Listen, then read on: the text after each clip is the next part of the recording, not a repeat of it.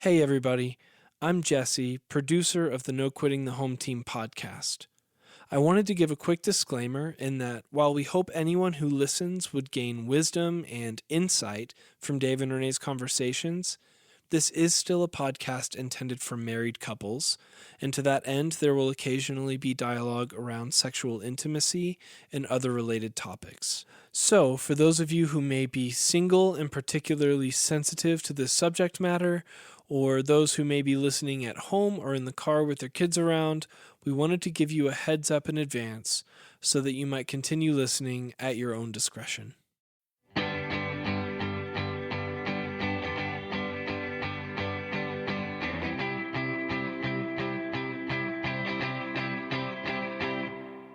Hello, everyone. It's been a hot minute, Yes, it has. but we are back. We were just talking about how we may be a little rusty, so bear with us. But here we are with the first episode of the second season of No Quitting the Home Team. Season 2, we got Let's go. renewed. We did. Yes. Just barely. So we're back. Doesn't count that we renewed ourselves. Don't look too closely. There's no payment coming for our second season. Not yet. Our Yeah, sponsors. still waiting for that sponsors, first season feel free to form a queue to the left.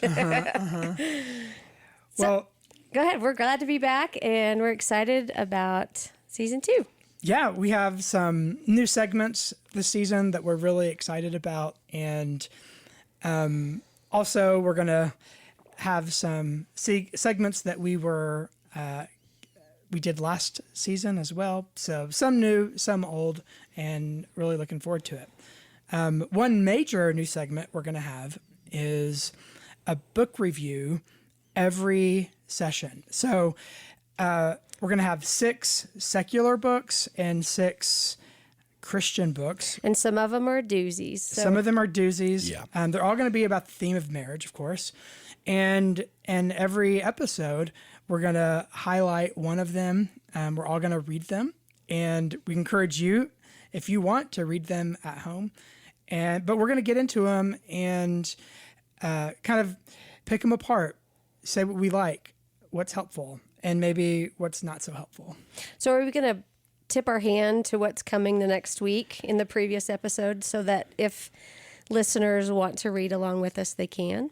I think so. Okay. We certainly can. Okay. Yeah, I don't see. I think we just decided to do that. I like that. Or just make them play catch up as they try to pick apart our picking apart. That's right. Yeah. See if you agree with us or not. Cool. So that sounds exciting. So we're burying one of the segments, What's Weird About Us, because we feel like if we continue down that road, we will lose all credibility in the context of this podcast. So we're gonna put a stop to that one. That's right. What weird about us was slowly becoming what's bad about us. Yes. So we're replacing it with the uplifting segment, the new uplifting segment, Which is? how can I make your day better? And this is something that Dave and I have talked about, that if we could incorporate this sentiment into our relationship on a daily or weekly basis, it really is a helpful sentiment. So we're going to ask each other, how can I make your day better? We've learned in marriage that when we ask this question, we've done this sort of periodically in the past, it kind of changes our posture towards each other a little bit. So if I come in from work and my posture towards you, Renee, is, hey, what can I do right now to make your day better? Rather than just sort of going into whatever it is that my day was like. Yeah. It really improves our relationship. So we're kind of hoping if we incorporate that into the rhythm of the podcast, then maybe that's something that you guys also could incorporate into the rhythm of your day and week and just see where that takes you and us. That's right. So remember, the whole point of this podcast is no quitting the home team, is to remain faithful and engaged in your marriage. And so hopefully this is one kind of easy low-hanging fruit kind of habit that you can incorporate in your relationship to do that. Yep. And the last section, we're not just going to do a book recommendation, but although it may be a book recommendation, Yes. it's going to be more of what we're liking right now. So, yeah, There we come. new format. Any thoughts, Jesse, on the new format? Is the what I like segment, is that limited to media? Could that be a restaurant? Could that Anything. be Anything that we're into. Anything It you're could into. be. It could be called what we're into right now. okay? Yeah. What we're Anything. liking right now. What we're into. Yeah. So Renee gave us a little preview. Don't spoil it. I'm not. But I'm just saying, just for the three of us, and it's not media related, but it is something that you're into right now. Yeah. Love it. Yeah. Cool. So let's dig in.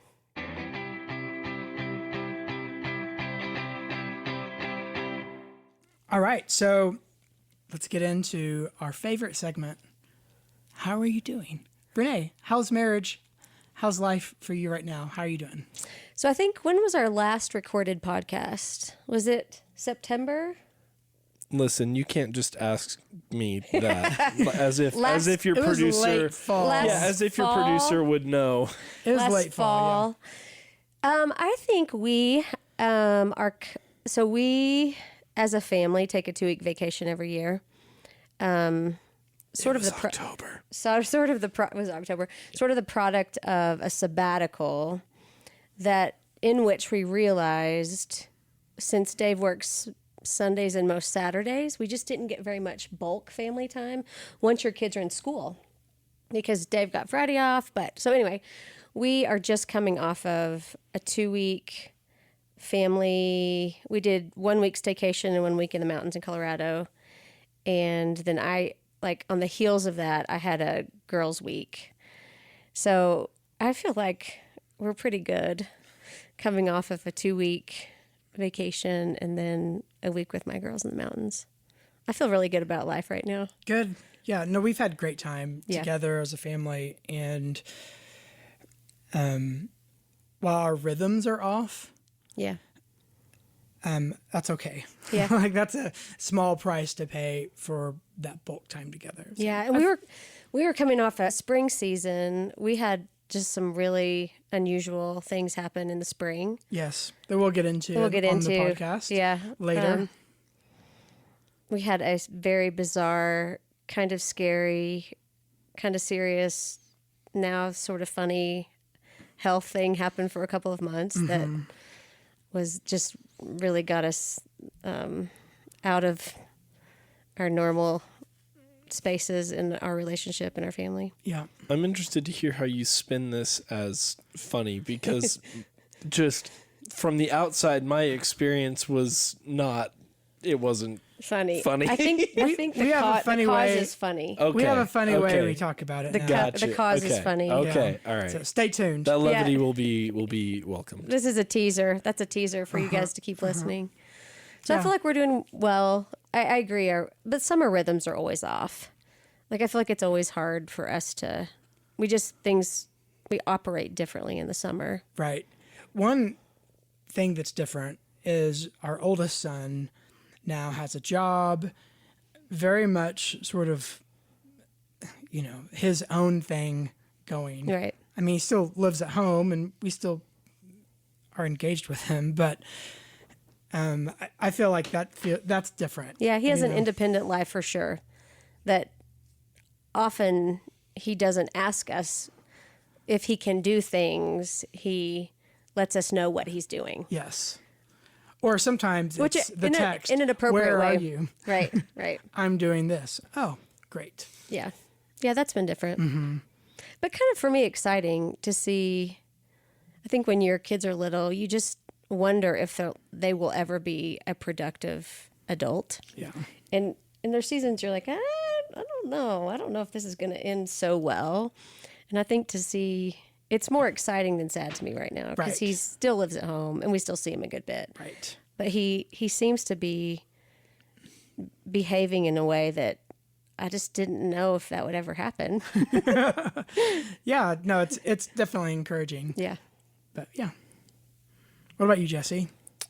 Yeah, it's been an unexpected summer for us. So we had a lot of really big plans, and then the whole rest of my house got COVID over a 3-week span, and that ruined all of our early summer plans. Bummer. Yeah, so that was less than fun. And then we've had just a string of very obscure and ridiculous car scenarios happen, and so it's been an interesting, chaotic season for our family, but the boys are at a great age. They are hilarious. They are absolute monsters, and they destroy our house, and they laugh while doing it. It's great. It's absolutely great. Yeah, so we're in that season of 100-degree soccer games on Saturdays, and showing Jacob how to mow the lawn, all of these fun things. You're showing Jacob how to mow the lawn? We're not actually making him do it, but he has an engineer's brain, and he's fascinated by the lawnmower, and so he wants to know how it works. Wow, and that is a discussion we've never had in my household with any of our 3 boys. Yeah. They've never been like, how about that lawnmower, Dad? Jacob has taken a surprising amount of ownership of our landscaping journey over the last year How or old is so. He'll be 7 in November. Gosh. So That's amazing. That's amazing. Yeah. So whenever Shell went to refresh the front yard with some new annuals this year, he insisted on going and picking out a few of his own. He wanted to cut through the weed barrier and plant them. He was taking ownership. It was really fun. And the first thing he does every day when we go out the door to take him to camp or whatever, he runs up and checks on his couple of plants that he chose and planted in the yard. So it's really sweet. Hey, Jesse, really I fun. don't think you need to worry about your kids being functional, independent adults. Yeah, we may go. Like we may go the other direction. I think you're good. Yeah, and it's too early to tell for the small one. He's the agent of chaos in our household, so it's a wild boy. Yeah, But well, we're good. Yeah. We are good. that's great. That's great.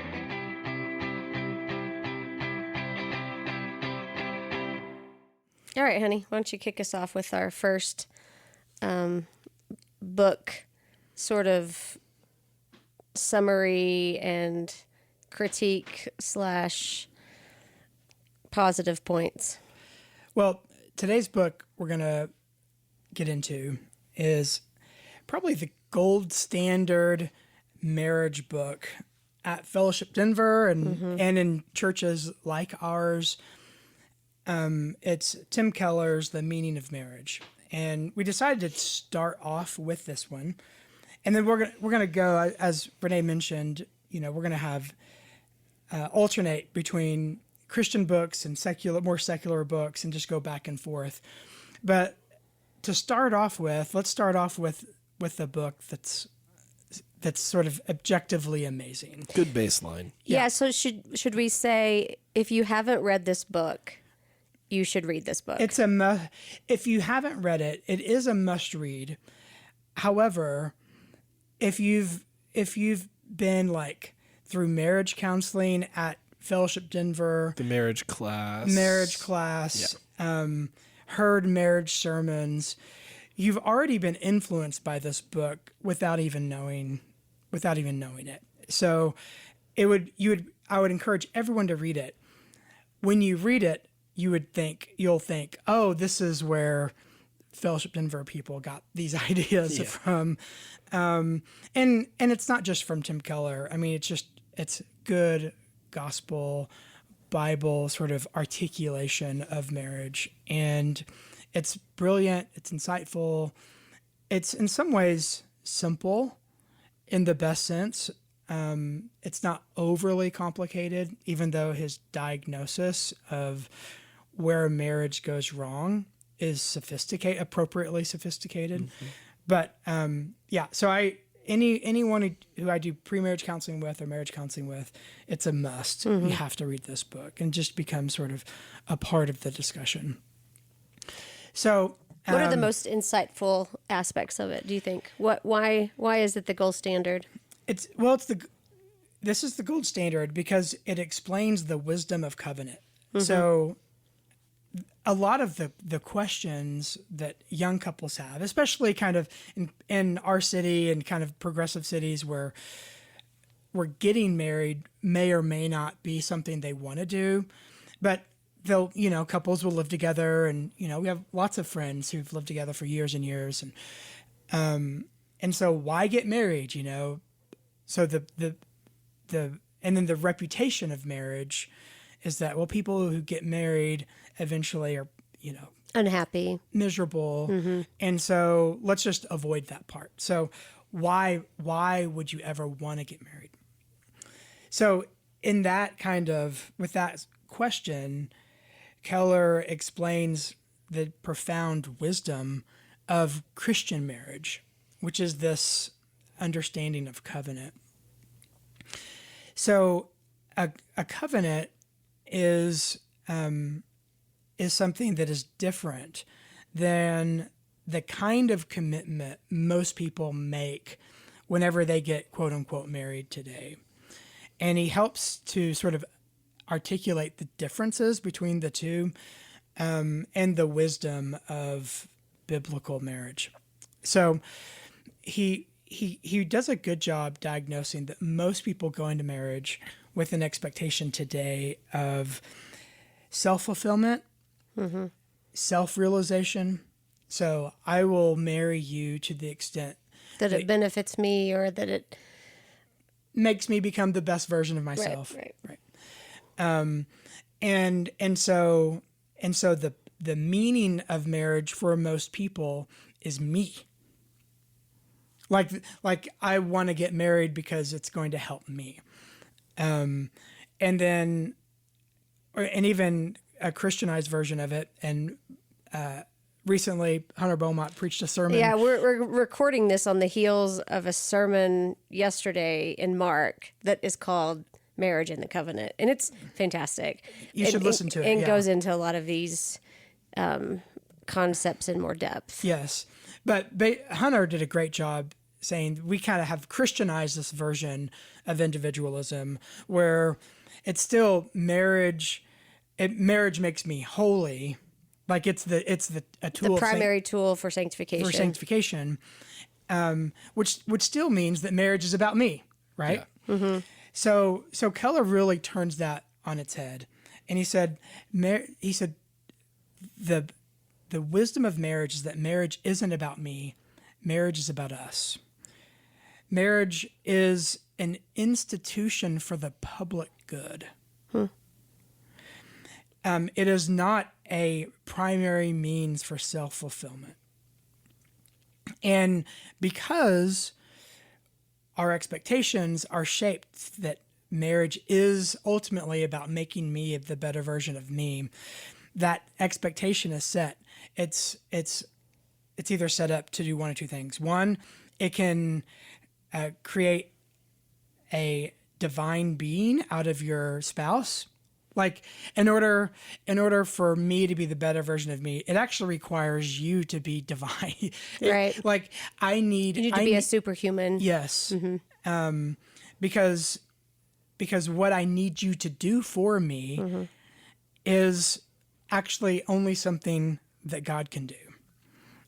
And so Keller gets into this sort of cosmic marriage kind of concept.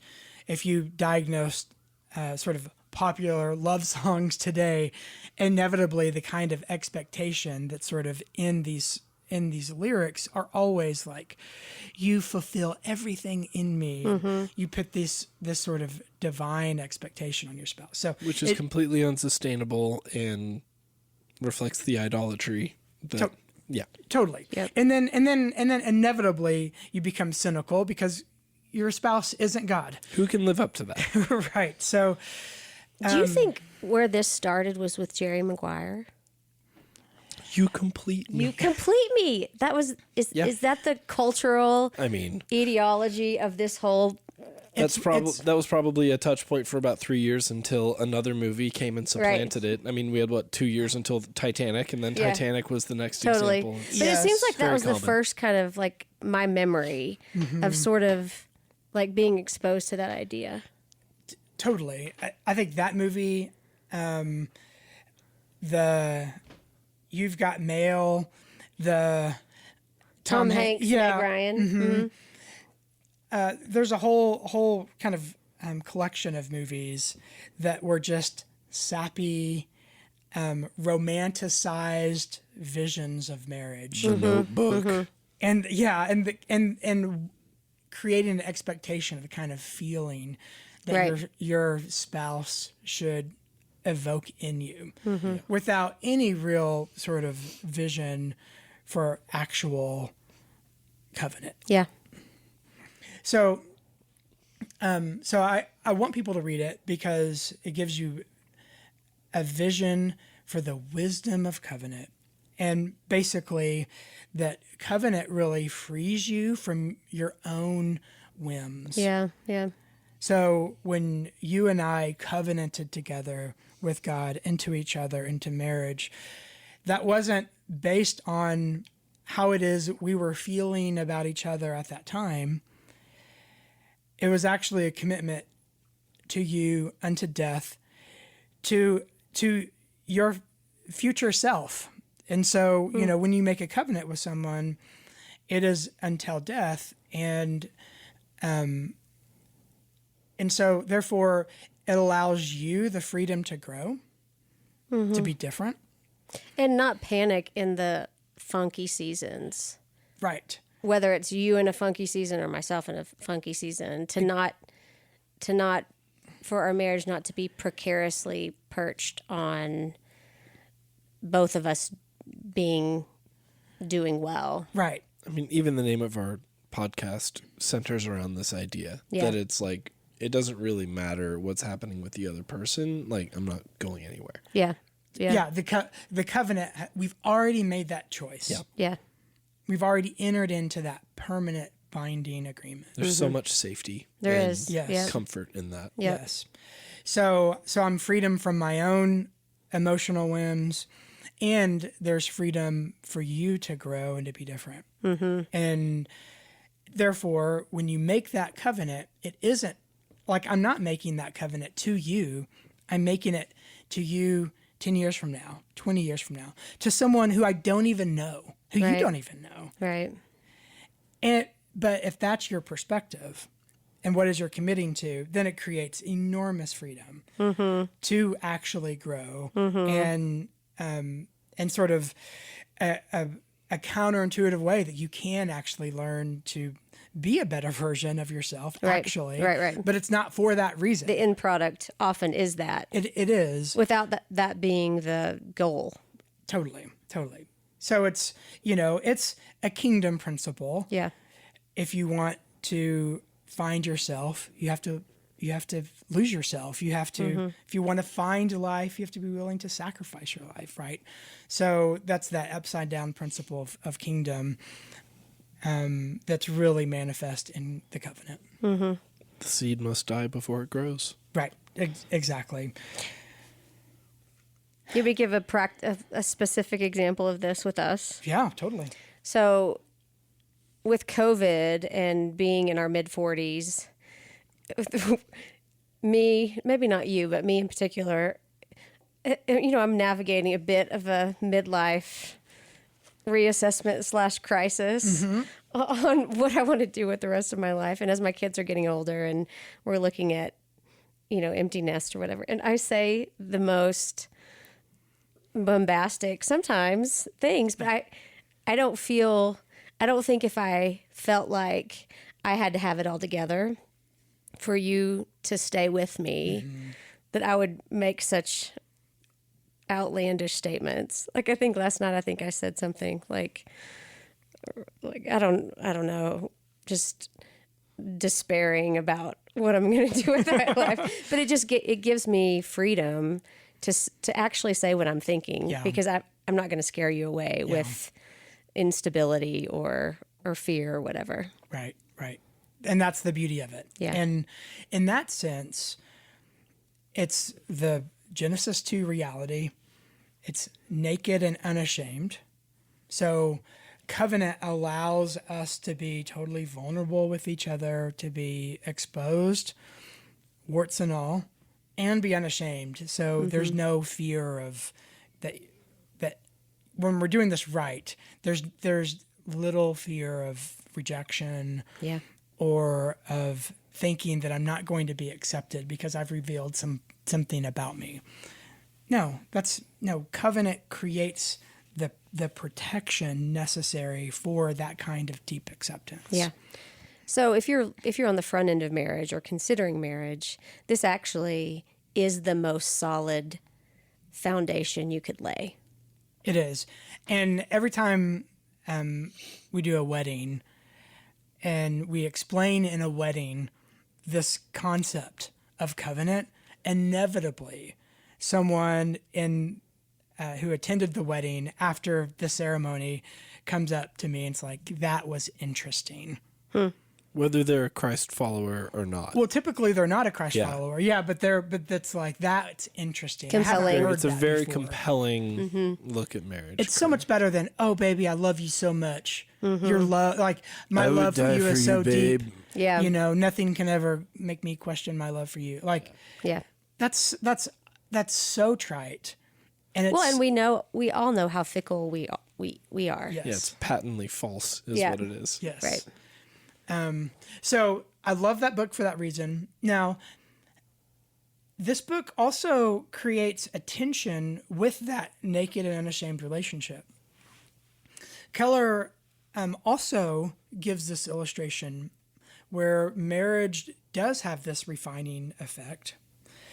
He talks about Michelangelo's David, and that part of what he did with Michelangelo's David was that there was this giant block of marble. And for Michelangelo, his perspective was, I just want to free David out of that block. As if he's trapped in it. Yes. And then he described his relationship with Kathy that way. How Kathy actually, functionally for him, she sees in Tim the man God has called him to be. And part of her function is actually to call Tim out of that block of marble. So it's this refining concept. Now, that is in tension with the naked and unashamed concept. But I feel like it is precisely like the kind of tension that the gospel creates. Yes, you are fully accepted, fully known and loved, and there's nothing you can ever do to earn that love. It's already there. It's a gift of grace, naked, unashamed. And God's created you for a purpose. He has a very specific calling on your life and character that he wants to form in you that's going to be the product of refinement.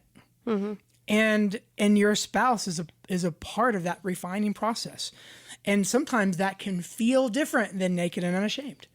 Well, it's pruning, right? Yeah. It's John 15. And pruning isn't comfortable. I've heard this exact illustration be used. Pastor Charlie Dates out of Chicago talked about this and how like sanctification, refinement, pruning in this way is painful because it's part of you that's being chipped away. That's right. But it's a part of you that was not necessary. And in removing that, however painful, it is beginning to reveal what was hidden underneath, right? Yes. Although in the moment, when you're chipping away at that marble, and I think that's a part of, my elbow. Yeah. And then it gets Don't take chipped. my ligament. it hurts. Don't take my ligament. And then it gets chipped off. Yeah. It's easy. It's going to be easy for me to go, where did this naked and unashamed yeah. sort of relationship go? I'm just exposed that part to you. And I don't feel accepted when you chip it off. Yeah. And I think there's a ton of discernment in terms of what these dual truths, what you lean into, Yeah. depending on what season you're at. Yeah, in your when marriage. you wield the knife Yes, and when you let things go. totally. And we talked about this last season, that the key to a long-lasting marriage isn't actually solving all your problems, but it's actually learning to love the spouse, warts and all, that God's given you. But Keller does a great job bringing to the surface the tension of both those realities. That marriage, yes, has this refining effect.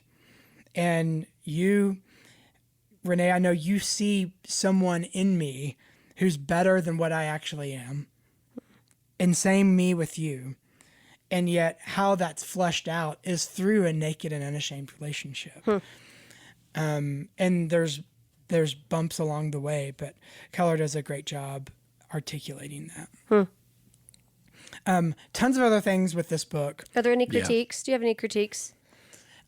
Well, the only critique I have immediately is that he probably should update it. Yeah. And I mean, I know he's writing a book right now on forgiveness that's coming out shortly. And he actually talks a lot about the capacity for forgiveness in this book, that I'm really curious that the book that is being written right now, that's going to be out here in a few months, if he's going to, I'm sure he's going to lean on a lot of the same insights that are in The Meaning of Marriage. What do you specifically think needs updating? Well, Just like examples and yeah, I feel like it's a very New York centric diagnosis of the cultural skepticism towards marriage, that on this side of the legalization of gay marriage, there's a slightly different culture around marriage today than there was when he wrote that book. yeah. And so I would like for him to sort of get into that a little bit more. I think that would be really helpful. But in terms of the tensions and the beauties of marriage and some key insights of how marriage works, I wouldn't change a thing. His chapter on sex is incredible. Sex is a renewal of that covenant. Incredibly insightful. His section on the importance of friendship in marriage, incredibly. Like at the end of every chapter, it's like, oh, that's my favorite chapter. Oh, that's my favorite chapter. Yep. His description of Ephesians 5, I don't know if there's any better description of Ephesians 5 than his exposition of it. So I love it, and that's why it's the gold standard, and it's hard to improve upon. Yeah. Great. Thanks, honey. Yeah.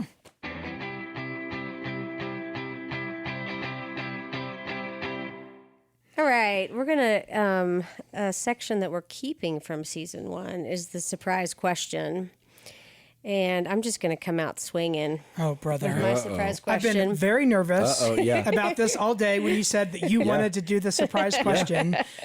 Your eyes lit up.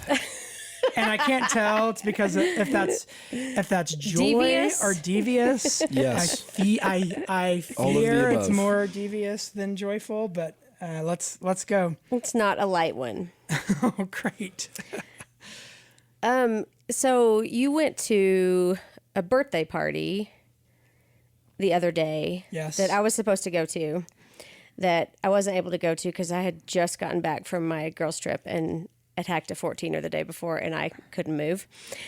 And when you came home, we were talking about who was there, and you commented on how risque and how very unclothed, like young 20s girls dress these days.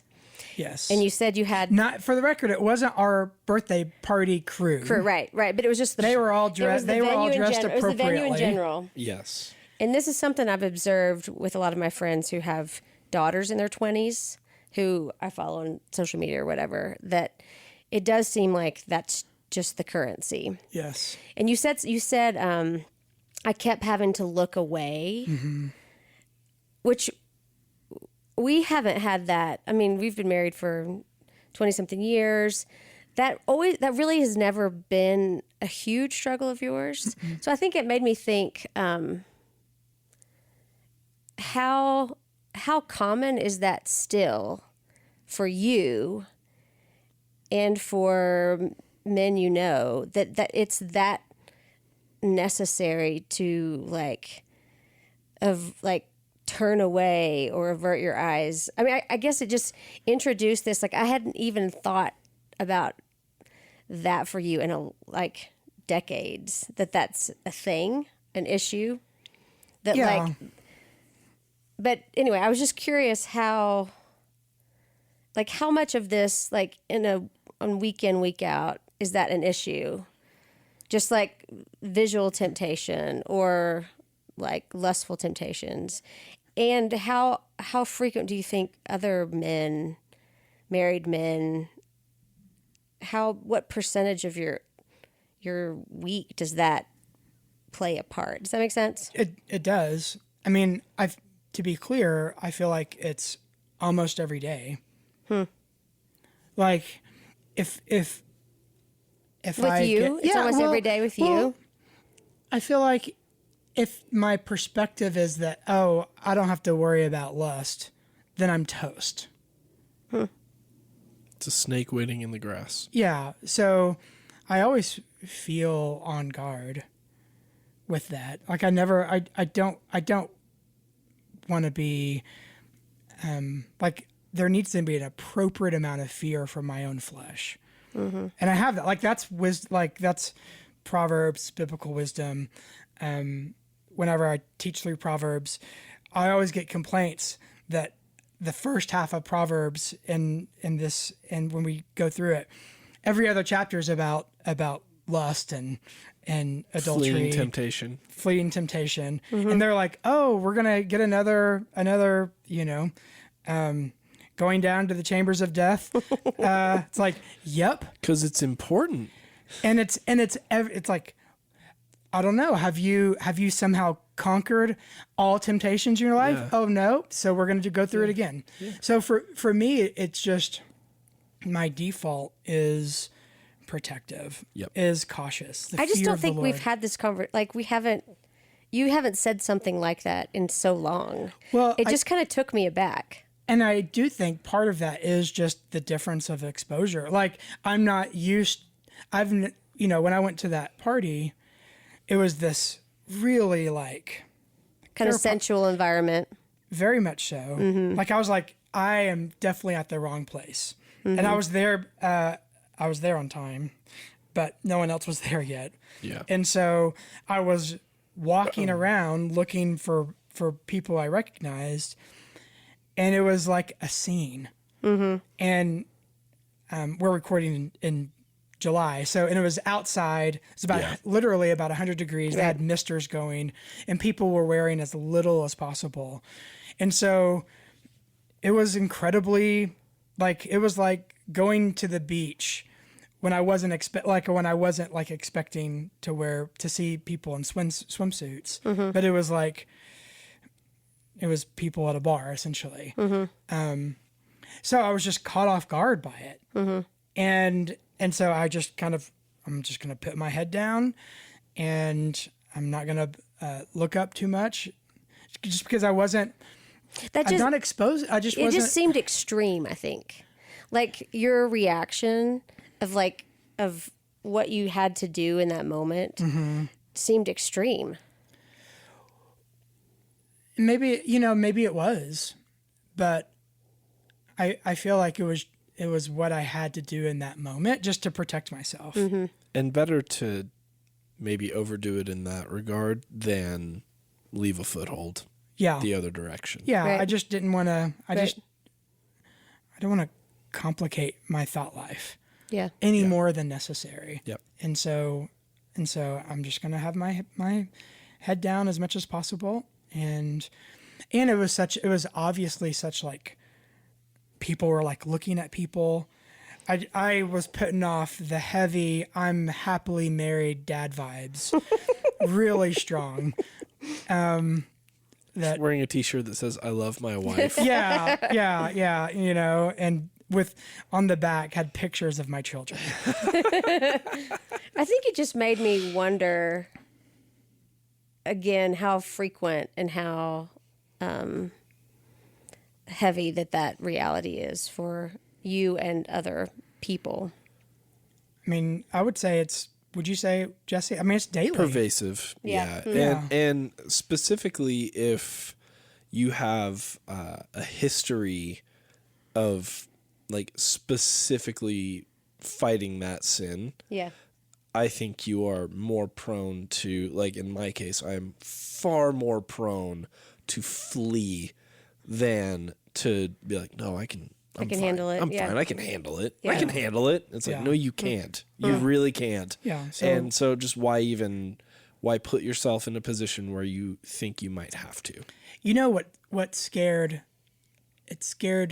me to death was last year reading Eugene Peterson's biography. Yes. Where Eugene Peterson, he was 58 years old, already famous, already like this well-respected man of integrity, pastor, author, and in that biography, he was in a mentor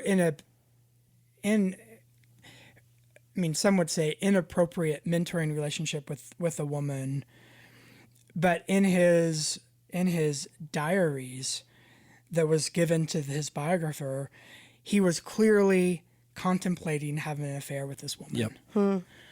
He didn't, thankfully. But here he is, 58, Yeah. and he had already won so many battles. Yeah. So it just scared me that the biggest temptations for me and the battles for me are ahead, not behind me. Yeah. And so I don't know. That's I just feel like I need to have the fear of the Lord and it's prudence, an appropriate measure of fear and appreciation for context and situations. Yeah. Well, and Dave, you and I personally have talked about one of the greatest laments that you have is watching someone with a long developed and fruitful ministry fail very publicly near the end of their race and watching people not finish well. And so often this is at the heart of it. Yeah. And these are not men in their 20s and 30s. Sometimes they are, and their public ministry is cut short, but so often it's men in their 40s and 50s and 60s that are who had run a pretty good race as far as we can tell. Yeah. And yet they fail dramatically at the tail end of their race. And that's such a tragedy. I don't want that to be me. And I know it can be. Yeah. And so I absolutely know it can be. So I don't want to underestimate the power of my own flesh. Well, and to your point, there's a reason in Proverbs and even within Paul's teaching, there's very specific warning about the dangers and the very unique and present threat that is sexual sin. Yep. Yeah. We are having a book study this summer on Ray Ortland's amazing, inspiring book called The Death of Porn. And I'm leading that tomorrow, actually. And so I've actually had this thought, and that's actually a connection of a thought that I've taught on before, which is that in my classes, whenever we have like pop essays and I'm teaching students how to write, I say that, your mind, you can think of where your head is, your mind, and then it's right here in your head, and your heart right here in your chest, and your arm is kind of connected, sort of between your mind and your heart. And so your arm actually is a great place as you think about the writing process of like synthesizing what you're thinking and what you're feeling. But then I was thinking about Proverbs, where Proverbs connects with what's in your heart out of your mouth. And the repeated theme in Proverbs is to be a person of integrity. Integrity doesn't mean perfection, but it means oneness. It means you're just one single person. And it just dawned on me yesterday in preparation that I've always seen the connection between heart and mouth. So whatever's in my heart eventually will come out of my mouth.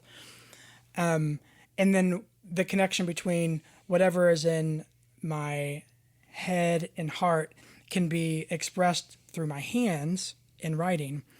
But I'd never actually seen the connection going down to my sexuality. Yeah. That there's actually a string. If you think of a string to your heart down to your sexuality, that's a whole other area of my personhood that wants to fracture.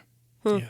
And so to be a person of integrity is imagine a string down from your sexuality up to your heart, to your mouth, around your arm, and then to your mind. Are you a single person? Are all of those actually in connection with each other? And if one is dysfunctional, whether your heart, your mouth, your mind, your sexuality, then you're not a person of integrity, meaning you're not an integer. You're not a single person. You're a divided, fractured person. So I just realized that yesterday, that if my sexuality is dysfunctional, I'm not a single person. I'm a divided person. That's good. So. How's that for a heavy first question? Welcome back, y'all. So next week, your return question has to be light and fluffy. Light and fluffy. Not going to go tit for Honey, tat, how huh? did you get to be so wonderful?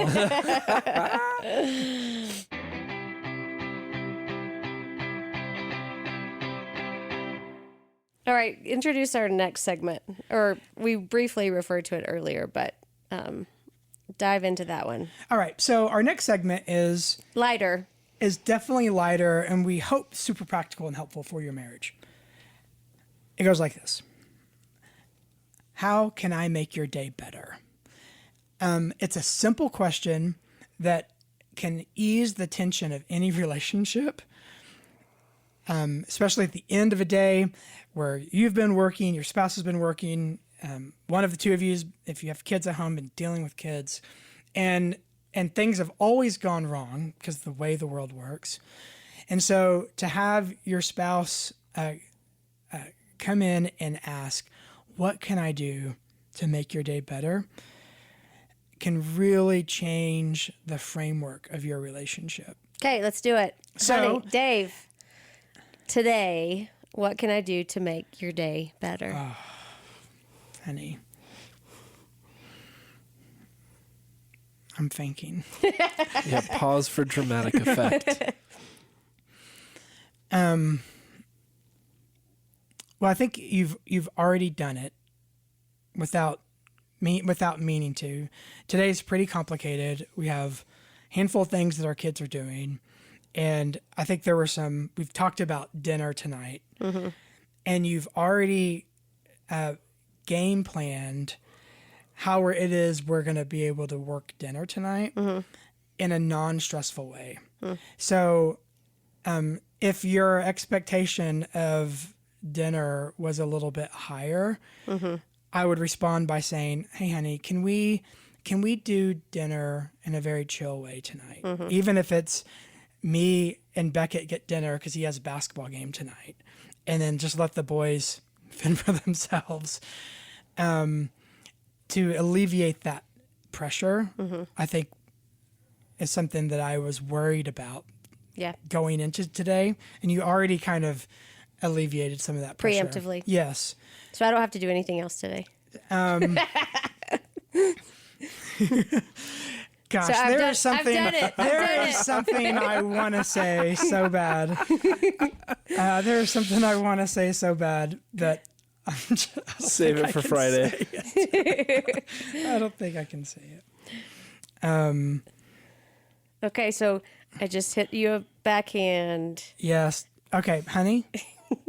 Return volley. What can I do to make your day better?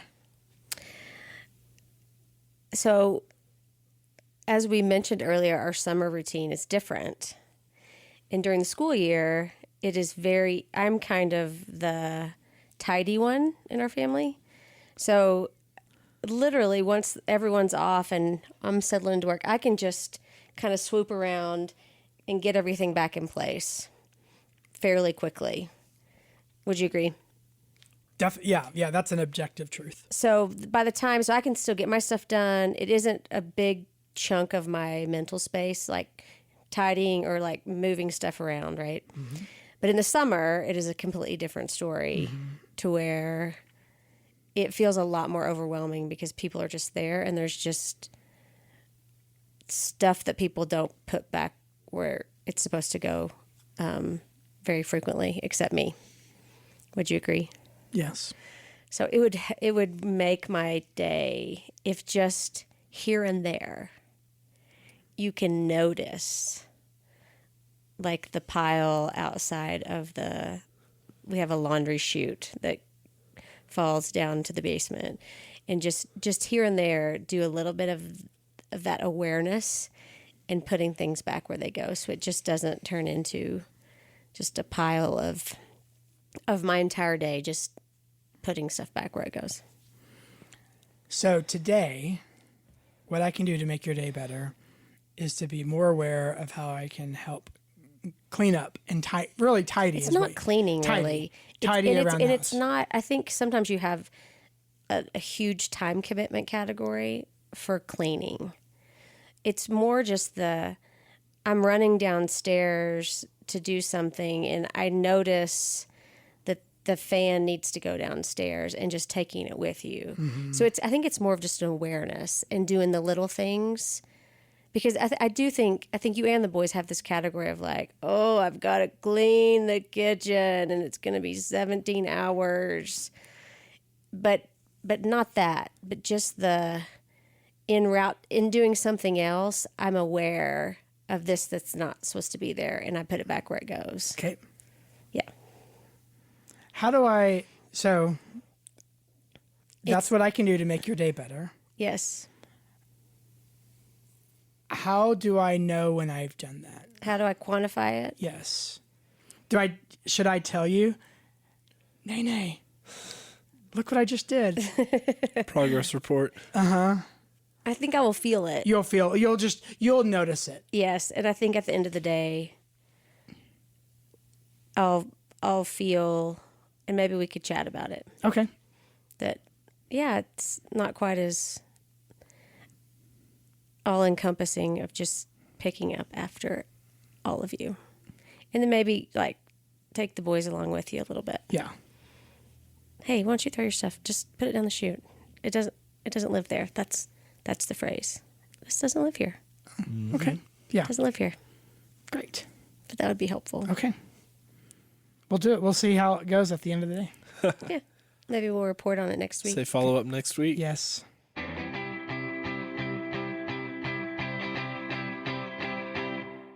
All right, real quickly, this is a long one, guys. Sorry. First one back. Long-winded. What we're liking right now. Go first and I'll finish up. Oh, I was hoping that you would do it first. I'll go first. Yeah. Jesse, do you have something or not today? Yeah. Okay. I'll go first. You go second and Dave can finish us up. Great. I was reading recently, as someone who struggles with anxiety, that's where I go in stress and when I read the news. And it suggested taking an outdoor walk every day in a non-exercise kind of way. Just an outdoor walk where you breathe in fresh air and you smell flowers and you notice people. So I've probably been doing that for a couple months, and it's been incredibly helpful. And I'm not sure neurochemically kind of what happens with that, but it has been extremely helpful in dealing with just anxiety and world stress. I'm sleeping better. Yeah. I feel like I've noticed a big difference. Yeah. Now, do you feel like you weren't not a walker before? But, I think you would take Pearl for a walk or whatever, Pearl, our dog. But do you think knowing that this walk I'm about to go on, like the purpose of it is actually to to regain some equilibrium. That helps. Like it's almost like knowing what the function of this walk is in and of itself a part of the genius of it. And I think not before, it would always be in an exercise context. So it's like I have to run faster. I have to. It was. You're not hustling. There was an end goal, and it was always intensity. And I think doing it in a non-exercise context where I can walk as slow as I want, and often I'll exercise later or whatever, but just I look around, I go slow, and I comment to you a lot of what is happening in the neighborhood on a very micro level. Yes. So there's our neighborhood, we live in Congress Park in Denver, and there's a rec center and a pool that they have been renovating for a year. And we are just anxiously awaiting. So every day I walk by the pool and I come home and give excruciating detail of how close I think they are to opening the pool. Yeah, no, there is an observation. And I think it's sensorial. I think I intentionally smell flowers and breathe fresh air. And if it's cool, I love the cool on my skin. And I listen to the trees rust. Like I think there's an intentional, multisensory accessing of the environment too. It's just been super helpful. Like I thought it was silly when I read it, but I thought that's easy. I can do that. And I did it on vacation. And I did it on my girls' trip, and it's just been really helpful for me. So that's what I'm into right now. Great. Jesse? My anxiety walks. Yeah, we'll just keep the theme going. I am going to make a book recommendation. It's okay. It's allowed. So it is allowed. It is within the framework of the segment. We in the other Fellowship Denver podcast, Vision for Life, we just wrapped up recording part 1 of a 2-part, what will likely be a 2-part series on Mark Sayer's new book, A Non-Anxious Presence, and it's outstanding. He diagnoses a lot of where our modern, especially within a Western societal context, where a lot of that anxiety comes from. He breaks down how it affects us, how it affects our leadership, and how addressing that and being a non-anxious presence is key to sustainable leadership long-term, and how that will likely be a defining marker of a whole generation of leaders as those who can be a non-anxious presence in the midst of an increasingly anxious world. And he does in true form. He's a prophetic voice and speaks brilliantly into, again, what's kind of brought us here as a culture and ways we can address it. And specifically within the context of Christian leadership as well. So it's outstanding. Look for that episode in the next few weeks. That one won't be released until August, but it's out. It's an outstanding book, and Hunter and Autumn have done a brilliant job as well of breaking down the key takeaways and what it means for us today. So I've got to check that out. Yeah. Very, very good. Cool. Well, hey, thanks for listening. Wait a minute. Oh. Sorry. Gosh. Hold on. Oh, sorry. Hey, that's what I get for skipping my turn. Oh, sorry, honey. I was looking at the clock. And Renee's got trying a little, to keep this thing under an hour. Got a little nervous. I saw 59, Not 57. gonna happen. Gonna cut it out. Sorry, Just cut honey. off Sorry, right honey. here. No, that's quite all right. Go for it. What I'm into right now is appreciating institutions. So at a very micro basis, the institution of marriage, the fundamental institution of marriage. But then you and I have really doubled down on school involvement. Yep. For our boys' school. We dove headfirst this The year. institution of public education Yep. in Denver. We're going in. And Again. All in. all in. Same with the church.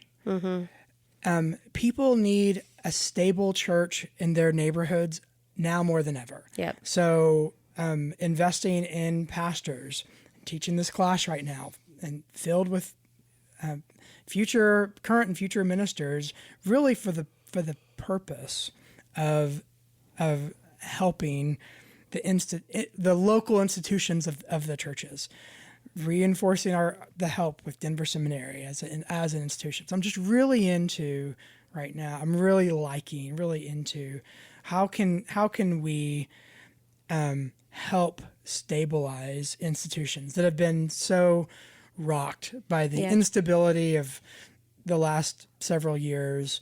What can we do to stabilize those? Because people need good, healthy, stable institutions in order for society to flourish. Yep. So I'm really into that. That's right cool. Okay. Again, thanks for listening. Thanks for putting up with our clunky re-entry into season 2. And look forward to this season. Send us any questions, comments. Dave at fellowshipdenver.org. There it is. Jesse at fellowshipdenver.org. Renee at fellowshipdenver.org. Have a great week. Bye. Bye. Bye.